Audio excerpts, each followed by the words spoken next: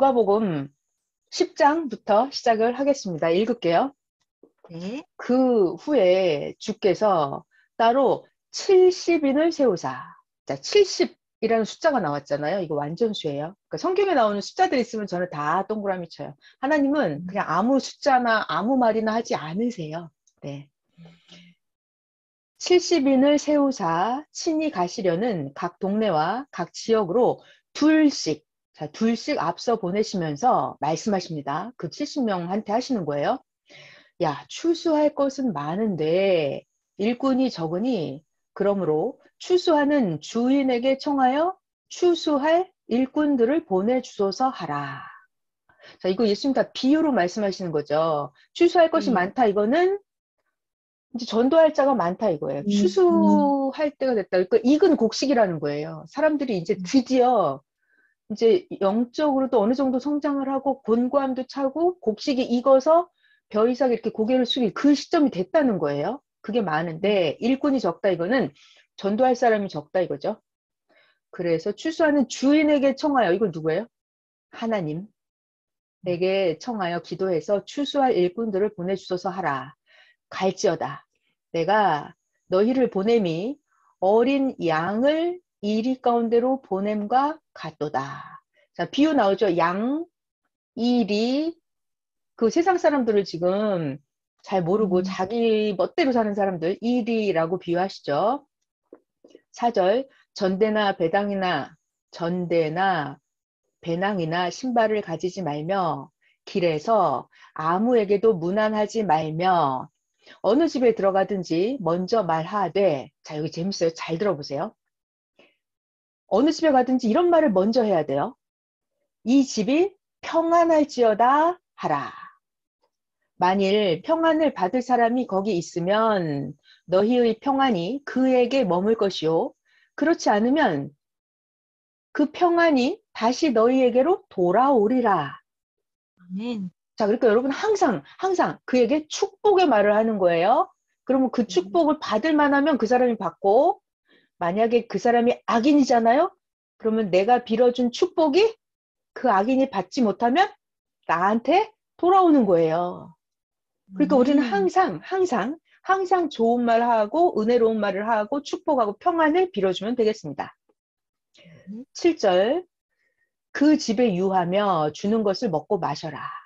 일꾼이 그 삭슬 받는 것이 마땅하니라. 이 집에서 저 집으로 옮기지 말라. 어느 동네에 들어가든지 너희를 영접하거든 너희 앞에 차려 놓는 것을 먹고 거기 있는 병자들을 고치고 또 말하기를 하나님의 나라가 가까이 왔다고 해라. 자, 여러분, 하나님의 나라가 뭐였었죠? 하나님의 나라는, 그러니까 메시아가 이 땅에 나타났다 이거예요. 자, 하나님의 나라. 그러니까 이제 복음을 전해라 이 얘기신 거죠. 주님을 전도해라 이 얘기예요. 자, 10절 넘어갈게요. 어느 동네에 들어가든지 너희를 영접하지 아니하거든 그 거리로 나와서 너희들 말을 하는데 너희 동네에서 우리 발에 묻은 먼지도 너희에게 떨어버리노라. 이렇게 말하라고요. 그러나 알려주래요. 하나님의 나라가 너에게 가까이 온 줄 알라. 그거는 알려주는데 너희들 나를 영접하지 않았어. 나를 핍박했어. 내 발에 묻은 먼지도 떨어버린다. 자, 여기 12절부터 잘 들어볼게요. 예수님 말씀이에요. 내가 너희들에게 제자들에게 가르쳐 주시는 거죠. 말하는데 그날 심판의 날이에요. 그날 소돔이 그 동네보다 견디기 쉬우리라. 창세기 19장에 나오는 소돔, 그 유황불이 떨어져서 멸망 심판 받았던 그 소돔 땅이 이 시대 그날이 되면 그 소돔이 차라리 견디기가 쉽다 이 얘기예요. 그러니까 이 시대 심판받는 그들이 더 견디기 어렵다는 거죠. 네, 여기 잘 들어볼게요. 13절. 화 있을진저 고라신 동네 이름이에요. 그때 당시 그 예수님이 제자들이 전도하고 다니는 그 동네 이름 고라신. 화 있을진저 베세다 동네 이름. 너희에게 행한 모든 권능을 두로와 시돈에서 행하였더라면 그들이 벌써 베옷을 입고 제에 앉아 회개하였으리라. 자, 두로와 시돈, 이것도 과거에 멸망받았던 지역들이에요. 두로와 시돈. 자, 14절. 심판 때에 두로와 시돈이 너희보다 견디기 쉬우리라. 자, 15절. 가버나움아, 네가 하늘에까지 높아지겠느냐? 음부에까지 낮아지리라. 이 가버나움도 그때 당시 전도하고 다니던 그 동네 이름이에요. 자, 13절에 고라신, 13절 벳세다, 15절 가버나움. 이게 예수님과 제자들이 전도하고 다니던 그 동네예요. 아, 이게 동네 이름. 네. 자, 그러니까 저를 잠깐 봐봐요. 지금 뭐가 나왔어요, 여기? 저 좀 봐봐요. 여기 소돔과 고모라, 소돔 땅이 그날 너희들보다 소돔이 견디기 쉽다 이거예요. 이 유황불이 떨어진 이 동네가. 또 과거에 두로와 시돈 땅이 멸망받았거든요. 고라신, 벳세다, 가버나움, 니들보다 이 두로, 시돈이 견디기 쉽다 이 말은 이 시대 너희들은 더 무서운 심판을 받을 거라는 거죠. 왜? 왜 그럴까요? 자, 그 주님. 다음에 이제 계속해서 설명이 어딘가에 나오는데 좀 이따 나올 거니까 넘어가 볼게요. 16절 갑니다. 제자들에게 하시는 말씀이에요. 야, 70명 아까 세우셨다고 그랬잖아요. 너희들이 가서 전도할 때 16절 너희의 말을 듣는 자는 곧 나 메시아의 말을 받아들이는 것이고 사도들 너희들 말을 받아들이지 않는 자는 곧 나 메시아를 저버리는 것이요. 나 메시아 하나님이 보낸 자를 저버리는 그 사람은 나를 보내신 하나님을 저버리는 것이니라. 네. 아, 너희들 사도들을 저버리는 자는 나 메시아를 저버리는 것이고 또 나 메시아를 저버리는 거는 누구다? 하나님을 저버리는 것이다. 여기 잘 이해되죠? 네, 넘어갈게요. 17절 하겠습니다. 자, 이제 70일 아까 세우셨는데 다니면서 전도하다가 돌아왔어요.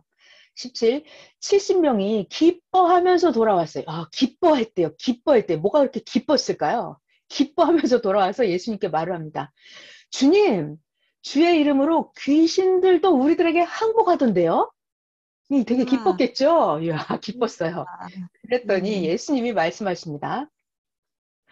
사탄이 하늘로부터 번개같이 떨어지는 것을 내가 보았노라. 그러니까 아, 사탄이 물러나는 거죠. 사탄이 쫓겨나는 걸 예수님 봤다 말씀하시면서 자, 근데 19절 나 예수가 너희에게 그 70명 뱀과 전갈을 밟으며 원수의 모든 능력을 제어할 권능을 주었으니 너희들을 해칠 자가 결코 없으리라. 자, 아멘. 뱀과 전갈 이거 뭐죠? 사탄들, 귀신, 마귀. 자, 이거는 여러분 영적인 사탄 마귀도 되고 육적인 것도 되고 다 되는 것입니다. 네. 자, 그런데 20절 그러나 이게 중요한 말이에요. 이게 결론이에요. 예수님 말씀. 자, 19절에 지금 이 제자들이 뱀과 전갈을 다 물리칠 권세를 받았죠. 네. 그런데 예수님 20절은 야, 그러나 귀신들이 너에게 항복하는 그걸 가지고 기뻐하는 게 아니라 기쁨의 근본을 가르쳐 주십니다. 너희의 이름이 하늘에 기록된 것으로 기뻐해라. 자, 우리 요번 주에 기뻐하라 그러셨잖아요. 뭐가 그렇게 기쁜 거예요? 아, 내가 시대 보낸 자를 만난 거예요. 그래서 구원을 얻었고 영생을 얻었잖아. 이게 가장 기쁜 거예요. 그래서 그거를 진짜 깨달아야 돼. 근데 우리들은 아, 내가 하나님 믿었더니 돈을 좀 벌었어. 이게 기뻐. 이 정도가 아니라 내가 믿었더니 뭐 병이 나아졌어. 이 정도 기쁨이 아니라 내가 귀신을 물리쳤어. 이 정도 기쁨이 아니라 가장 기쁨의 근본은 뭐다? 메시아를 만나서 하나님을 절대 믿고 하나님을 절대 하나님이 나를 사랑하고 내가 하나님을 사랑하게 된 거. 이게 가장 큰 기쁨이라는 거예요. 이게 가장 근본의 기쁨이에요. 예수님이 메시아가 정확하게 가르쳐 주시네요. 20절. 너희 이름이 하늘에 기록된 것으로 기뻐하라. 기쁨의 근본. 자, 아멘. 21절 넘어갈게요. 예수님이 감사 기도를 하십니다. 감사 기도. 아, 예수님이 무엇 때문에 그렇게 감사 기도하시는지 같이 볼게요. 20일 그때 예수님이 성령으로 기뻐하시며, 아, 여러분 성령을 받아야 돼요. 성령 충만. 그래서 하나님이 우리에게 주시는 큰 축복 중에 하나가 기쁨이다 그랬어요. 기쁨. 자, 그러니까 하나님을 깨닫게 되고 시대 보낸 자를 깨닫게 되고 이거 성령님이 가르쳐 주시는 거잖아요. 그러니까 성령을 받으면 기쁨이 충만해집니다. 21 예수님이 성령으로 기뻐하시면서 말씀하십니다. 잘 들어봐요. 천지의 주제이신 하나님 아버지요. 이것을 지혜롭고 슬기 있는 자들에는 숨기시고 어린 아이들에게는 나타나심을 감사나이다. 옳소이다. 이렇게 된 것은 아버지의 뜻이니이다. 자, 여기까지 한번 볼까요, 이게? 21절에 하나님, 이것을 지혜롭고 슬기 있는 자들에게는 숨겼다. 이게 무슨 말일까요? 어린 아이들에게는 나타나셨어요, 하나님. 이렇게 된 게 하나님의 뜻이고 이것이 너무너무 감사합니다. 무슨 말씀이었을까요? 지혜롭고 슬기 있는 자들에게는 숨겨졌다고요. 자, 이 지혜는 이거는 세상적으로 지식과 지혜가 있다고 하는 그들이에요. 슬기가 있다고 하는. 예를 들면 그냥 봐봐요. 제사장들, 바리새인, 율법 교사들 그들 지혜가 있고 슬기 있는 자들이죠. 맞아요. 그들에게는 숨겨졌다고요. 그들에게는 숨겨졌어요. 그러니까 이게 여러분 성경을 보실 때 세상적인 지혜를 말씀하시는지 영적인 하늘의 지혜를 말씀하시는지 분간을 해야 돼요. 자, 그러면서 이것이 어린아이들에게는 나타나셨대요. 어린아이는 누구예요? 육적으로 어린아이도 있지만 그렇지 영적으로 아주 순수한 거예요. 깨끗하고. 그런 자들에게는 하나님이 나타나셨다는 거예요. 그런 자들은 메시아를 알아봤다는 거예요. 엄청나죠, 이 말씀? 하나님 이것을 감사합니다. 21절 끝에 올소이다. 이렇게 된 것이 하나님의 뜻입니다. 여러분. 자, 여러분, 그래서 우리가 내가 세상적 지식이 많다. 뭐 명예, 권세, 부귀, 권력을 가졌다. 이거 세상적으로 봤을 때 지혜 있고 슬기 있죠? 내가 판사고 총독이고 그러면 얼마나 지혜 있는 자예요. 그런데 그들에게 하나님은 숨겨졌다니까요. 그러니까 우리가 하나님을 알게 됐다 이 자체가 여러분 얼마나 감사하고 기쁜 일일까요? 그죠? 이렇게 된 건 다 하나님의 뜻이에요. 그래서 진짜 순수하고 진짜 깨끗하고 그렇지 않으면 하나님을 만날 수가 없어요. 아멘. 자, 22절. 여기 또 예수님 말씀 너무 잘 들어봐야 돼. 22절. 내 하나님 아버지께서 모든 것을 나에게 주셨으니 아버지 외에는 아들이 누구인지 아는 자가 없고, 그러니까 하나님이 아니면 메시아가 누군지 몰라요. 아무도 몰라요. 하나님만 메시아가 누군지 알아요. 아들과 아들의 소원대로 계시를 받는 자 외에는 아버지가 누구인지 아는 자가 없나이다. 그러니까 하나님의 아들 예수님 메시아가 땅에 나타났잖아요. 그러면 메시아 예수님의 뜻대로 계시를 받는 자 그 사람만 하나님을 알게 된다는 거예요. 왜? 메시아가 가르쳐줘야 하나님을 알지. 메시아가 가르쳐주지 않잖아요. 그러면 정확하게 하나님을 알 자가 없고 성경을 풀어서 읽고 하나님과 교통할 수 있는 자가 없습니다. 넘어갈게요. 23절. 이거 예수님 말씀 정말 너무 대박입니다. 23절. 제자들을 돌아보시며 조용히 이르시되 야 너희가 보는 것을 보는 눈은 복이 있도다. 내가 너에게 말하는데 많은 선지자와 임금이 왕들이 너희가 지금 보는 이것을 보고자 하였으되 보지 못하였으며 지금 너희들이 듣고 있는 이것을 저들이 듣고자 하였는데 왕들도 총독도 많은 선지자들도 듣고자 했는데 듣지 못하였도다. 이해가 되시죠? 이게 무슨 말이에요 지금? 메시아가 이 땅에 나타나기를 구약 4,000년 동안 많은 사람들이 기다렸어요. 하나님이 이 땅에 오시면 무슨 말씀 해주실까? 하나님이 이 땅에 일어나면 나타나시면 어떤 일이 일어날까? 이걸 보고 싶었고 듣고 싶었다고요. 많은 왕들이, 선지자들이, 그 잘나고 잘난 자들이, 지혜롭고 슬기로운 자들이. 그런데 그들은 못 봤어요. 오히려 지금 어린아이같이 순수한 이들이 볼 것을 보고 들을 걸 듣고 있죠. 그래서 예수님이 너희가 보는 게 복이 있고 너희가 듣는 게 복이 있다 이 말씀을 하시는 거예요. 넘어갈게요. 그 다음 이야기. 자, 25절에 보면 어떤 율법 교사가 나타납니다. 자, 기존 종교 세계의 율법, 법을 가르쳐주는 학자예요. 그러면 엄청나게 어때요? 또 우러러봄을 받겠죠? 그래서 잘난 척도 하겠죠? 그리고 스스로 세상적으로 지식과 지혜, 슬기가 있다고 하는 자죠. 25절 어떤 율법 교사가 왔어요. 예수 선생님, 내가 무엇을 하여 영생을 얻겠습니까? 예수님이 대답하십니다. 너 율법 잘 알지? 율법에 무엇이라고 기록되어 있느냐? 너가 율법을 어떻게 읽어보았느냐? 27절 율법 교사가 대답을 합니다. 엄청 잘난 척을 하는 거예요. 아, 그거요? 율법에 이렇게 나와 있어요. 네 마음을 다하고 목숨을 다하고 힘을 다하여 뜻을 다하여 주 너의 하나님을 사랑하고 또한 너의 이웃을 네 자신같이 사랑하라. 네, 율법에 이렇게 나와 있는데요. 예수님이 대답하십니다. 그래. 너의 대답이 옳구나. 너 아주 율법을 잘 알고 있구나. 그렇게 행해라. 그러면 살리라. 그러면 네가 영생을 얻을 것이다. 자, 그런데 29절 그 사람이 자기를 옳게 잘난 척, 자기가 아주 뛰어난 것처럼 옳게 보이려고 예수님께 다시 여쭈어봅니다. 자, 그런데 예수 선생님, 나의 이웃이 누구입니까? 자, 여러분 저 잠깐 봐봐요.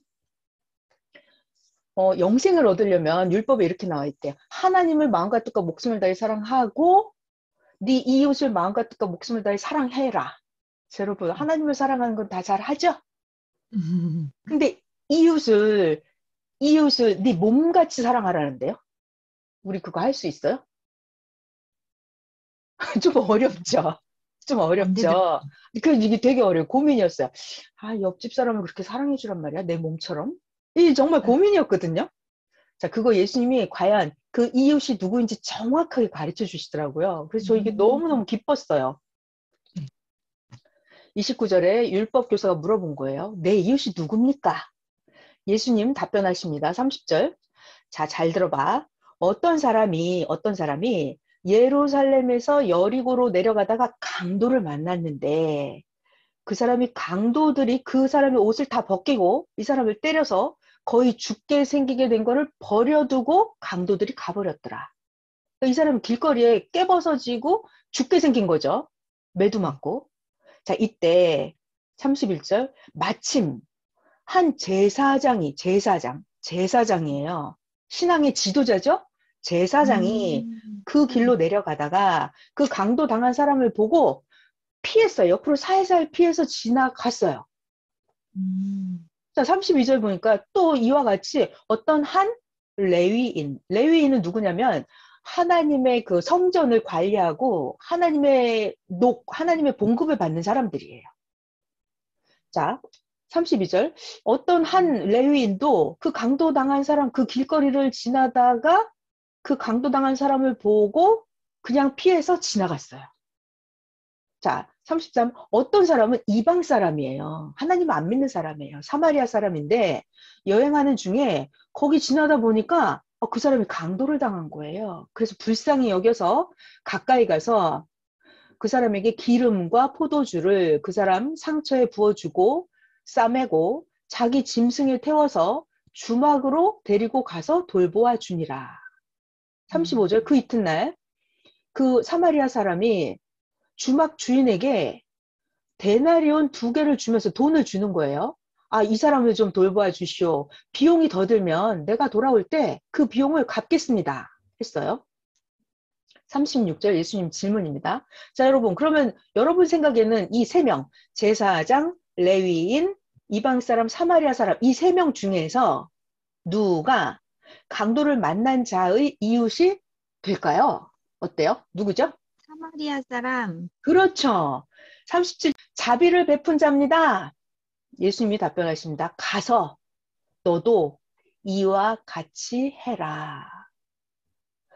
자, 그러니까 이웃이라고 하는 것은 그 제사장이 아니라 레위인도 아니고 누군가 어려움을 당했을 때 자기가 도와줄 수 있는 만큼 최선을 다해서 도와준 그 사람이 이 강도 만난 자에게 이웃인 거예요. 그죠? 자, 그러면 강도 만난 그 사람이 이제 회복되고 나면은 어떻게 해줘야 돼요? 자기를 구제해줬죠. 이 이방 사람, 사마리아 사람, 그 사람은 어떻게 하라고? 이 사람이 이웃이잖아요. 그럼 자기 몸처럼 그렇게 대해주라고요. 음. 자기에게 자비를 베풀어 준 그 사람이 나의 이웃이라고요. 그죠? 이거 너무 합당한 말씀이잖아요? 그러니까 하나님은 그렇게 우리에게 억지로 막 뭘 하라고 하지 않으세요.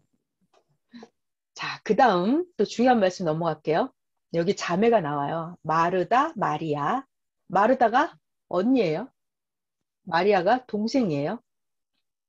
38절 그들이 길 갈 때에 예수께서 한 마을에 들어가심에 마르다라고 이름하는 한 여자가 자기 집으로 예수님을 영접하였더라. 음. 그 마르다에게는 마리아라고 하는 동생이 있어서 예수님 발치 아래 앉아서 예수님 말씀만 듣고 있는 거예요.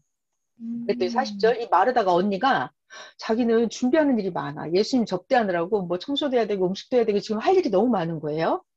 마르다는 준비하는 일이 많아서 마음이 분주한지라 예수님께 가서 여쭙니다. 주여, 예수님, 내 동생이 나 혼자 일하게 놔두는 걸 예수님 좀 생각 좀 해주지 않으시겠어요?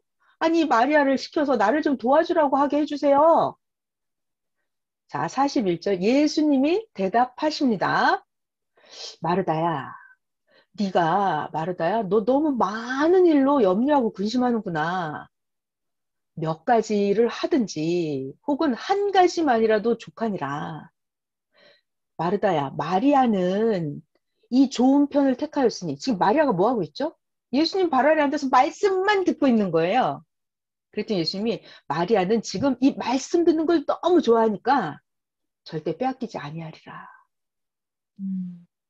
자, 이 이야기는 이제 저를 봐봐요, 여러분. 우리가 살다 보면은 마르다 같은 사람이 있고 마리아 같은 사람이 있어요. 이 마르다도 해야 돼. 예수님 영접하려면 준비해야 될 일이 굉장히 많죠. 그것도 있고, 근데 마리아는 지금 어디에 빠져 있어요? 말씀에 빠져 있어요. 말씀에. 말씀에. 그래서 마르다가, 아, 예수님, 마리아도 나 좀 도와주게 해주세요. 그랬는데 예수님은 마리아는 말씀 좋아하는 걸 그걸 뺏기지 않겠다. 그러거든요. 그러니까 마르다도 할 일도 있는데 마르다가 그게 너무 분주하게 거기에 집중하면 돼요? 안 돼요? 그게 문제가 아니라 말씀 듣는 거에 집중을 해야 돼요. 네. 그러니까 자기 염려에 이것저것 많이 빠져 있는 사람이 있어요. 음. 그거 중요한데 그게 먼저가 아니라 그거를 간단히 빨리빨리 하고 뭐 한다? 말씀 듣는 거에 먼저 집중을 해야 돼요.